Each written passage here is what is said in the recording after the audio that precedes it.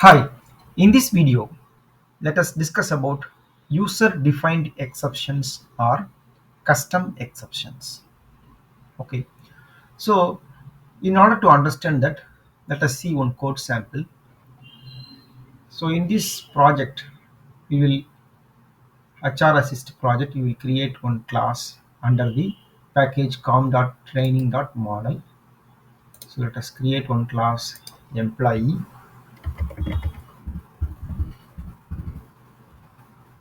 and for the employee class, we will add few instance variables like private int id, private string name, then private int leave balance. Okay. So these are the instance variable currently we are having.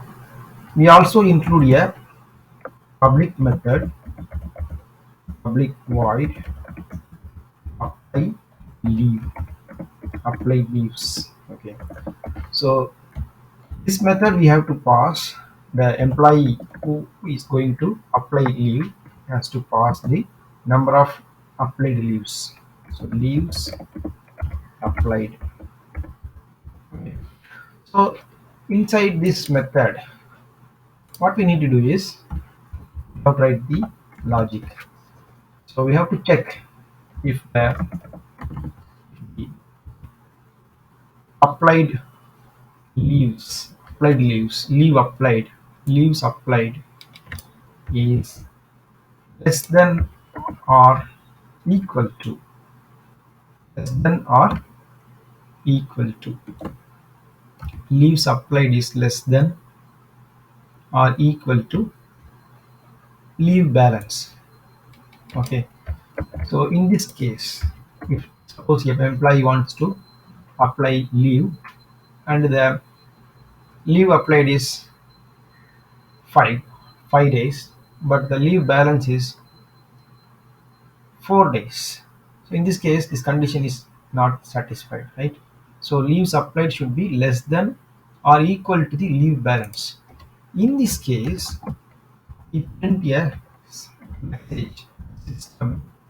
What we need to do is in this case we have to subtract the uh, leave applied from leave balance and assign that value. That is leave balance equal to leave balance minus leaves applied. Okay. So we have directed it. So we have directed the applied leave from the leave balance. Now we can print the balanced leave balance. Okay, system dot out dot println, and print the balance leave. That is your leave balance is here. We have to display or print the leave balance as your leave balance is these many leaves. Okay. Else, if the leaves applied is not less than or equal to leave balance, that means leave applied is greater than leave balance. In this case, what we can do is we can uh, print a message. We have insufficient leave balance, and print we have insufficient. Okay, we have insufficient leave balance, right? So, and we can also print the leave balance if we want, right? We have insufficient leave balance, or else it is not required also. This is simply print we have insufficient leave balance. So this is how we have implemented this method. this method. Okay, so now what we can do, we can create a main class to create object of this employee and call the apply leaves method. So one more thing we need to do is we have to include a parameterized constructor so that we can initialize the instance variables. So let us do that one. So what we can do, how to do that, click source, generate constructor using fields. Okay, so now we can get the constructor, parameterized constructor.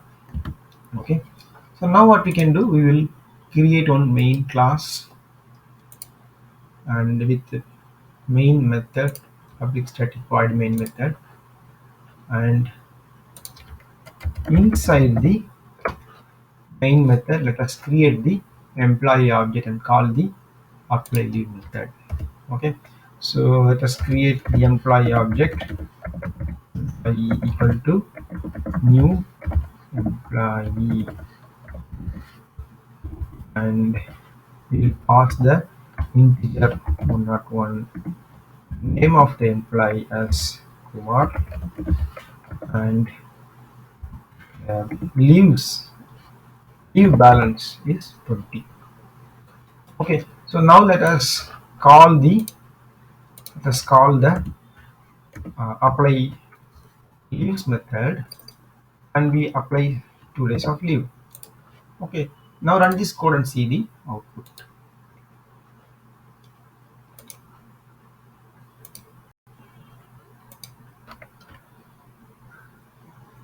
See, we got the output like your leave balance is 18 leaves. Okay, we can say 18 days leaves also, we can say 18 days. Your leave balance is 18 days. That way you can mention. Okay, so we include that also. Your leave balance is 18 days. Okay, so now let us run this code again and see the output after correcting this. So we got the message your leave balance is 18 days. Fine.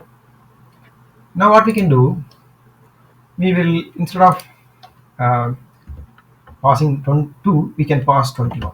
So in this case, the applied leaves are greater than available leaves, that is leave balance. So in this case, what will happen is we will get the message you have insufficient leave balance. See, you have insufficient leave balance. So it is working fine, but there is a um,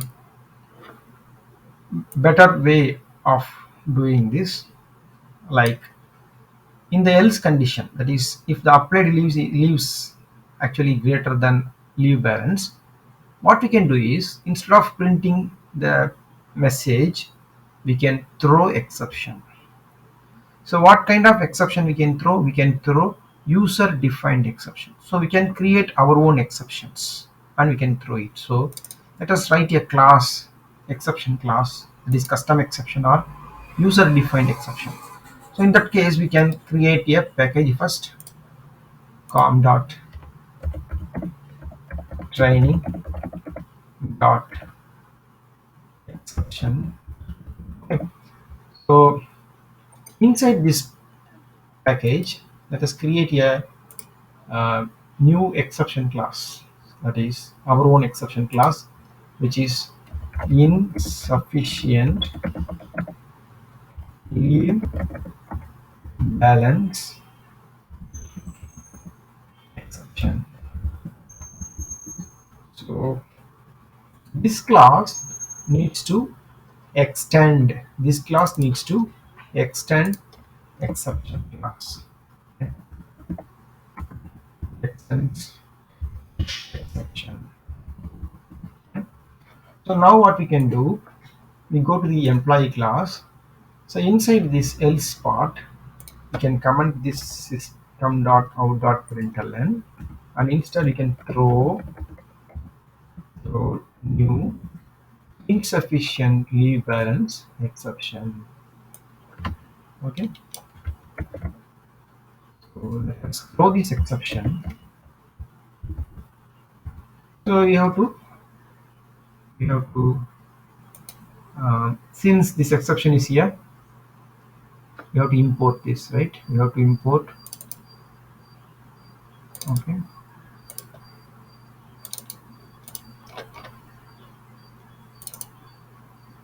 So we have import. We have done this part, right? Now again, still we are having getting compilation error. This is because insufficient leave balance exception is a checked exception. So we need to either handle it using try catch block, or we have to use the throws class. We have to declare a throws. So we can declare it now. Apply leaves throws throws insufficient leave balance exception. Now what will happen in the main class? We have to handle this because now this apply leaves method is throwing exception, so it is vulnerable to throw exception. So we have to use the try catch block here. So inside the catch block,